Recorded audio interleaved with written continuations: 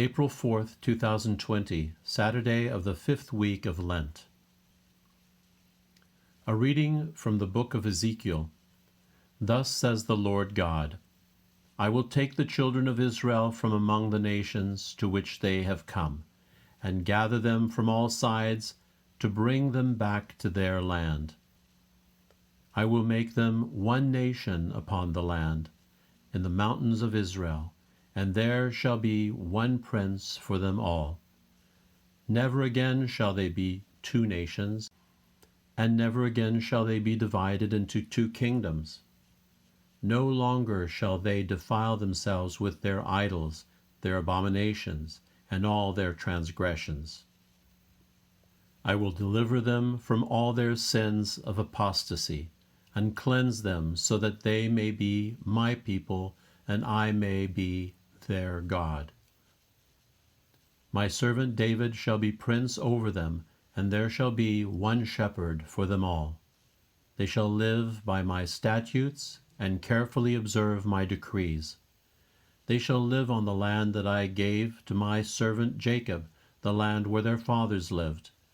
They shall live on it forever, they and their children and their children's children, with my servant David, their prince forever.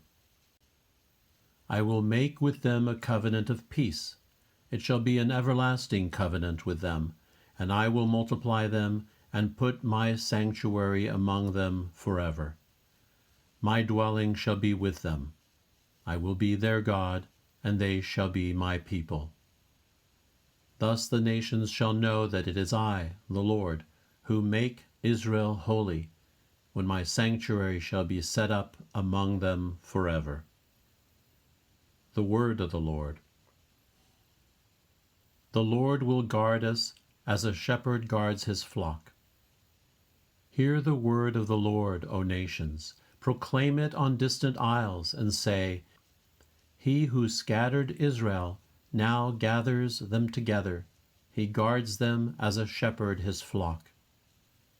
The Lord will guard us as a shepherd guards his flock. The Lord shall ransom Jacob. He shall redeem him from the land of his conqueror. Shouting they shall mount the heights of Zion. They shall come streaming to the Lord's blessings, the grain, the wine, and the oil, the sheep and the oxen. The Lord will guard us as a shepherd guards his flock. Then the virgins shall make merry and dance, and young men and old as well. I will turn their mourning into joy. I will console and gladden them after their sorrows. The Lord will guard us as a shepherd guards his flock. Verse before the Gospel. Cast away from you all the crimes you have committed, says the Lord, and make for yourselves a new heart and a new spirit. The Gospel according to John. Many of the Jews who had come to Mary and seen what Jesus had done began to believe in him, and some of them went to the Pharisees and told them what Jesus had done. So the chief priests and the Pharisees convened the Sanhedrin and said, What are we going to do? This man is performing many signs. If we leave him alone, all will believe in him, and the Romans will come and take away both our land and our nation.